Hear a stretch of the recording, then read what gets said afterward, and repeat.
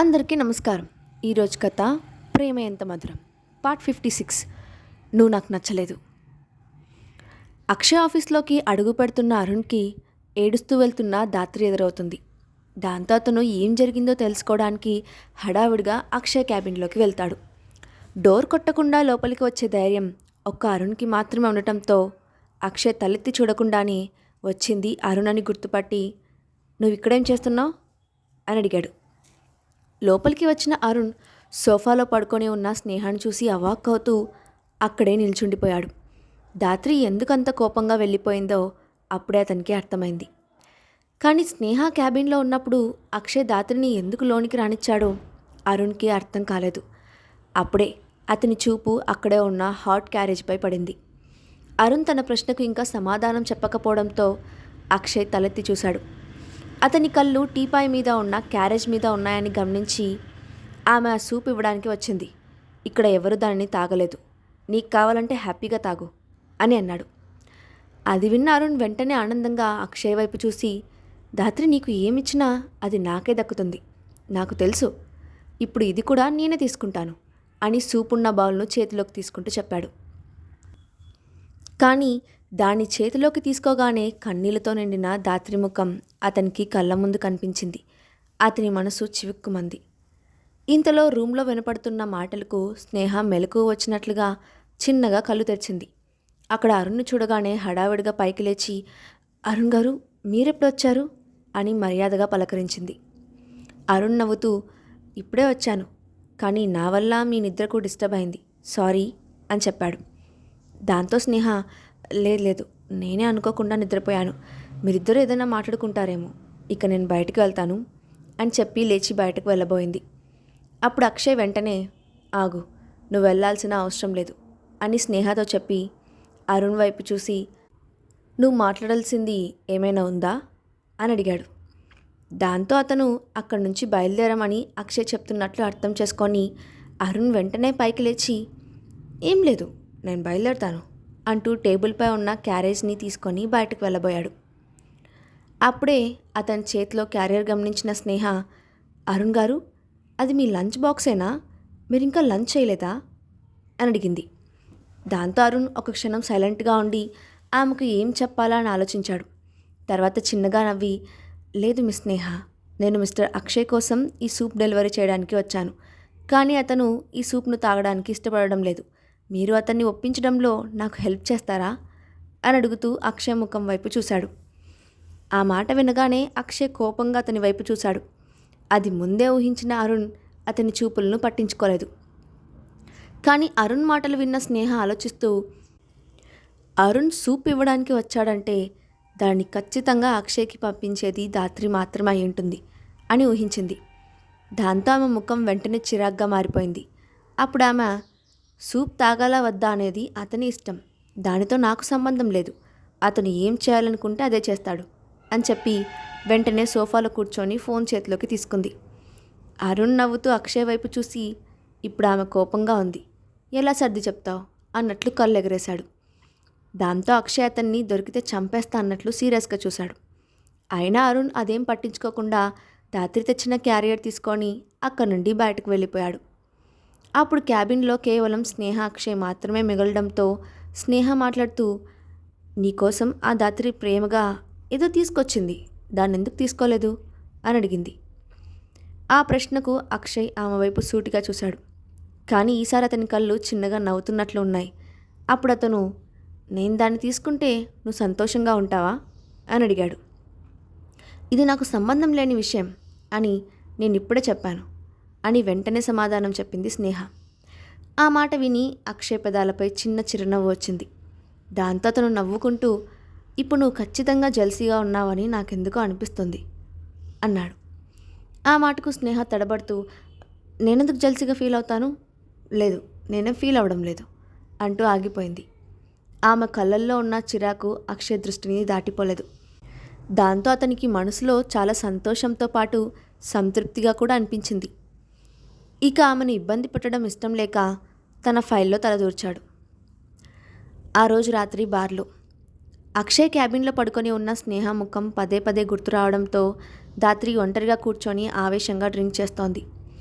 నేను ప్రేమగా సూప్ చేసుకొని వెళ్తే కనీసం దాన్ని టేస్ట్ కూడా చేయలేదు సరికదా, దాని వంకైనా చూడలేదు.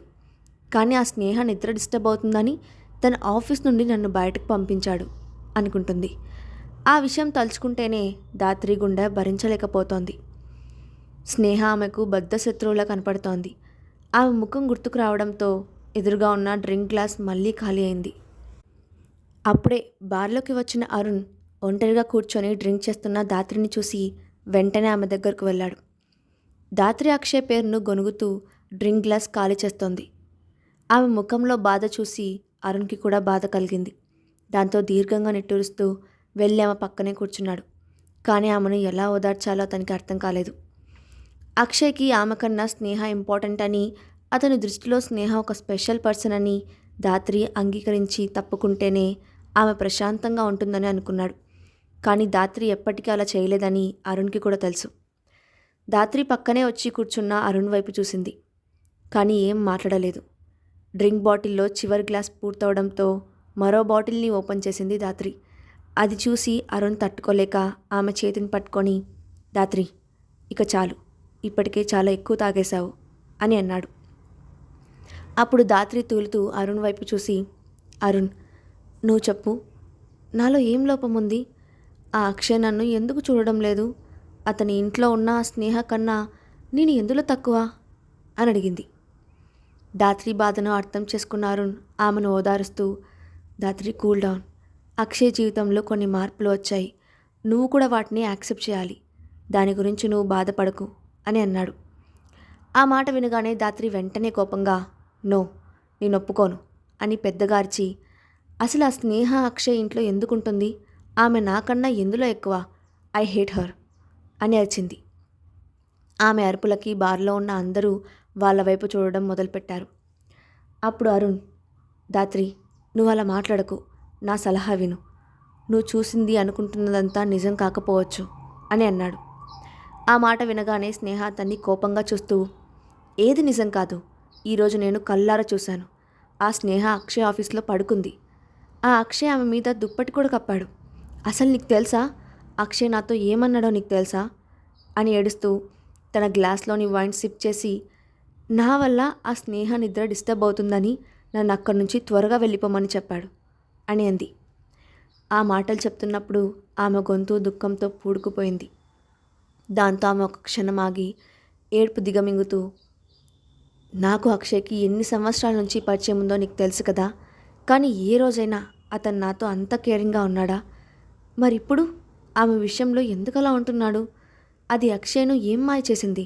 దానికి ఒక పిల్లాడు కూడా ఉన్నాడు. దాని బ్యాక్గ్రౌండ్ కూడా నాకన్నా గొప్పగా లేదు. అక్షయ్ ఇవన్నీ ఎందుకు చూడడం లేదు? నాకు అర్థం కావడం లేదు అని ఆవేదనగా అంది. ఆమె ఫుల్గా తాగి తన కడుపులో ఉన్న బాధనంతా చెప్పుకుంటుండడంతో అరుణ్ ఆమెను ఓదారుస్తూ, ధాత్రి, నువ్వు బాధపడకు, నీకు నేనున్నాను అని చెప్పబోయాడు. కానీ ధాత్రి అతను చెప్పేది వినకుండా, నేను ఎక్కడ తప్పు చేశాను అరుణ్? అతను నాతో ఎందుకు అలా ఉంటున్నాడు? నేను ఇప్పుడే అక్షయ్ దగ్గరికి వెళ్ళి అతన్ని గట్టిగా అడుగుతాను. ఈరోజు అటో ఇటో తేల్చుకుంటాను. ఇన్ని సంవత్సరాల నుంచి నేను అతని కోసం వెయిట్ చేస్తుంటే అతను నా వైపు కన్నెత్తి కూడా చూడడం లేదు. అసలు మధ్యలో ఆ స్నేహ ఎక్కడి నుంచి వచ్చింది అంటూ ఆవేశంగా కూర్చున్న చోట నుంచి పైకి లేచింది ధాత్రి. ఆమె నిజంగానే అక్షయ్ కోసం వెళ్తుండడంతో తాగిన మత్తులో బయటకు వెళ్తే ఆమెకు ఏదైనా జరగొచ్చని అనుకున్నారు. వెంటనే ఆమెను ఆపడానికి ప్రయత్నిస్తూ, ధాత్రి, ఆగు, నువ్వు ఇప్పుడు బాగా తాగున్నావు, బయటకు వెళ్ళొద్దు అని ఆమెను గట్టిగా పట్టుకున్నాడు. ఒకవేళ ఆమె నిజంగానే అక్షయ్ దగ్గరికి వెళ్తే తాగి ఉన్న ఆమెను చూసి అక్షయ్ ఇంకా అసహించుకుంటాడని అరుణ్కి బాగా తెలుసు. అందుకే ఆమెను ఆపడానికి ప్రయత్నించాడు. కానీ ధాత్రి అతన్ని విడిపించుకుంటూ, లేదు, నన్నొదులు, నేను వెళ్ళాలి. ఇకపై ఇవన్నీ నేను భరించలేను. ఆ స్నేహను అక్షయ్ ఇంట్లో ఉండనివ్వను. దీనికి నేను ఒప్పుకోను అని అంటూ అతన్ని వదిలించుకుంది. దాంతో అరుణ్ ఆమెను 2 చేతులతో గట్టిగా దగ్గరకు లాక్కొని, ఈ స్థితిలో నిన్ను వెళ్ళనివ్వను. నువ్వు రేపు నిద్ర లేచాక దీని గురించి మాట్లాడుకుందాం అని అన్నాడు. కానీ ధాత్రి అతని మాటలు వినే స్థితిలో లేకపోవడంతో అతన్ని కోపంగా వెనక్కి నెట్టింది. అయినా అరుణ్ ఆమెను వదలకపోవడంతో ఆవేశంలో ఉన్న ధాత్రి వెంటనే అతని చేతిని గట్టిగా కొరికింది. ఆ నొప్పికి అరుణ్ ఆమెను వదిలేశాడు. ఆమె కొరికిన చోట రక్తపు చారికలు స్పష్టంగా కనపడుతున్నాయి. దాంతో అరుణ్ తన చేతిని చూసుకొని, ధాత్రి, నువ్వు అంటూ ఆమెతో ఏదో చెప్పబోయాడు. కానీ ఈలోగానే ధాత్రి అతని చెంపపై గట్టిగా కొట్టింది. ఊహించని ఆ పరిణామానికి అరుణ్ ఆమె వైపు నమ్మలేనట్లుగా చూశాడు. అప్పుడు ధాత్రి అతని వైపు చూసి తూలుతూ వేలు చూపిస్తూ, నువ్వు నన్ను ఎందుకు ఆపుతున్నావో నాకు తెలియదనుకుంటున్నావా? నీ మనసులో ఏముందో నాకు బాగా తెలుసు. నువ్వు నన్ను కావాలని కోరుకుంటున్నావు. అందుకే నన్ను అక్షయ్ దగ్గరకు వెళ్ళనివ్వకుండా ఆపుతున్నావని నాకు తెలుసు. కానీ మిస్టర్ అరుణ్, నువ్వు ఒక్క విషయం గుర్తుపెట్టుకో. నేను నిన్ను ఎప్పటికీ ప్రేమించను. నువ్వంటే నాకు ఇష్టం లేదు. అర్థమైందా? అంటూ అరుణ్ని అసహ్యంగా చూసింది. ఆమె చూపులోని చులకన భావం అరుణ్ హృదయాన్ని గట్టిగా కుదిపేసింది. అప్పటికే చుట్టుపక్కల వాళ్ళంతా వాళ్ళిద్దరి గొడవను ఆసక్తిగా చూస్తూ ఉన్నారు. దాంతో అవమానంగా భావించిన అరుణ్ ఆమె వైపు సీరియస్గా చూసి, ఓకే మిస్ ధాత్రి, నువ్వు ఇప్పుడు చాలా మంచి పని చేశావు.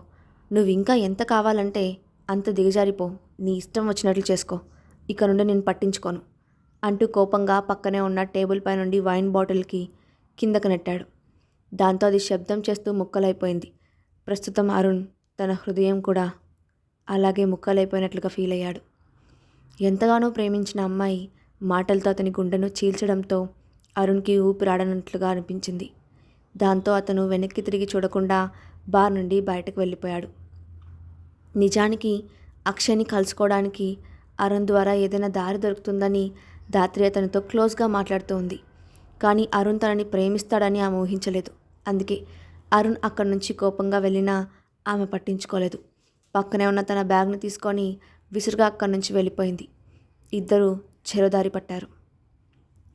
తర్వాత రోజు ఉదయాన్నే ఆఫీస్కి వెళ్ళిన అక్షయ్కి నిన్న తన క్యాబిన్లోని సోఫాలో పడుకొని ఉన్న స్నేహ ముఖమే గుర్తొస్తోంది. దాంతో అతను హఠాత్తుగా ఆమెను మిస్ అయినట్లుగా ఫీల్ అయ్యాడు. వెంటనే చేతిలో ఉన్న డాక్యుమెంట్ను విసురుగా టేబుల్పై కొట్టాడు. అది చూసిన అసిస్టెంట్ త్రిపాఠి కంగారుగా, సార్, డాక్యుమెంట్లో ఏదైనా ప్రాబ్లం ఉందా అని అడిగాడు. ఏ ప్రాబ్లం లేదు, కొంచెం ఘాటుగా సమాధానం చెప్పాడు అక్షయ్. దాంతో తను ఎందుకో కోపంగా ఉన్నాడని అర్థం చేసుకున్న త్రిపాఠి కొంచెం భయంగా అతని వైపు చూసి, సార్, మీరు దేని గురించైనా వరి అవుతున్నారా అని అడిగాడు. అతను అక్షయ్ దగ్గర ఎన్నో సంవత్సరాల నుంచి పనిచేస్తున్నాడు. కానీ ఎప్పుడూ అక్షయ్ను ఆరు చూసినంత బలహీనంగా చూడలేదు. అందుకే ధైర్యం చేసి తన మనసులో ఉన్న ప్రశ్నలు అడిగాడు. అప్పుడు అక్షయ్ అతని వైపు సూటిగా చూసి, నా ప్రశ్నకు సమాధానం చెప్పు. నువ్వు ఎప్పుడైనా ఒక అమ్మాయి గురించి ప్రతిక్షణం ఆలోచిస్తూ గడిపావా అని అడిగాడు. ఆ ప్రశ్నకు ఒక్కసారిగా షాక్ అయ్యాడు త్రిపాఠి. కానీ ఆ చిన్న సెంటెన్స్లో అతనికి చాలా ఇన్ఫర్మేషన్ దొరికినట్లు అనిపించింది. ఖచ్చితంగా తన బాస్ ప్రేమలో ఉన్నాడని అర్థం చేసుకున్న త్రిపాఠి చాలా సంతోషించాడు. బాస్ లాంటి కఠిన హృదయం ఉన్నవాడు కూడా ఒక అమ్మాయితో ప్రేమలో ఉన్నాడని తెలిసి అతను నమ్మలేకపోతూ ఏదో మాట్లాడబోయాడు. ఇంతలో అక్షయ్ అతన్ని ఆపుతూ, సరే, ఇక నువ్వు వెళ్ళు, నేను కూడా బయటకు వెళ్తున్నాను అని చెప్పాడు. దాంతో త్రిపాఠి నిరాశగా తాను చెప్పాలనుకున్న మాటలను బలవంతంగా ఆపుకుంటూ, నేను ఇంకా బాస్ అడిగిన ప్రశ్నకు సమాధానం చెప్పలేదు, అయినా బాస్ పట్టించుకోలేదు అని అనుకుంటూ అక్కడి నుండి బయటకు వెళ్ళాడు. ఇంతలో బార్కిరా అంటూ అరుణ్ నుంచి మెసేజ్ రావడంతో అక్షయ్ ఆ మెసేజ్ వైపు విచిత్రంగా చూశాడు. అరుణ్ బార్కి రమ్మంటున్నాడంటే ఖచ్చితంగా ఏదో రీజన్ ఉంటుంది అని అనుకుంటూ వెంటనే లేచి అరుణ్ చెప్పిన బార్కి వెళ్ళాడు. కాసేపటికి టేబుల్ దగ్గర ఎదురెదురుగా కూర్చొని ఉన్నారు అరుణ్, అక్షయ్లు. అరుణ్ ముఖం చిరాగ్గా ఉంది. ఇన్ని సంవత్సరాల్లో అతను ఎప్పుడూ అనుభవించని బాధ అతని గుండెల్లో సుడులు తిరుగుతోంది. నిజానికి అరుణ్ ఎప్పుడూ తన ఎమోషన్స్ను కంట్రోల్ చేస్తాడు. కానీ ఈరోజు అతను ఎంత కంట్రోల్ చేయాలని అనుకున్నా లోపల రగులుతున్న అగ్నిని ఆపలేకపోతున్నాడు. అతని పరిస్థితి గమనించిన అక్షయ్ ఆశ్చర్యపోతూ, ఏమైంది అని అడిగాడు. ఆ మాటకు అరుణ్ విరక్తిగా నవ్వి, ఏముంటుంది, ఆమె నన్ను బాధ పెట్టింది అని అంటూ గ్లాస్లో వోడ్కాను నింపుకొని గటగట తాగాడు. అరుణ్ ధాత్రిల మధ్య ఏం జరిగిందో అక్షయ్ తెలుసుకుంటాడా? స్నేహపై కోపంగా ఉన్న ధాత్రి ఏం చేయబోతోంది? నెక్స్ట్ పార్ట్లో చూద్దాం. ఈ స్టోరీ అప్డేట్ ఎలా ఉందో కింద కామెంట్ బాక్స్లో మీ ఒపీనియన్ని షేర్ చేయండి. Thanks for watching.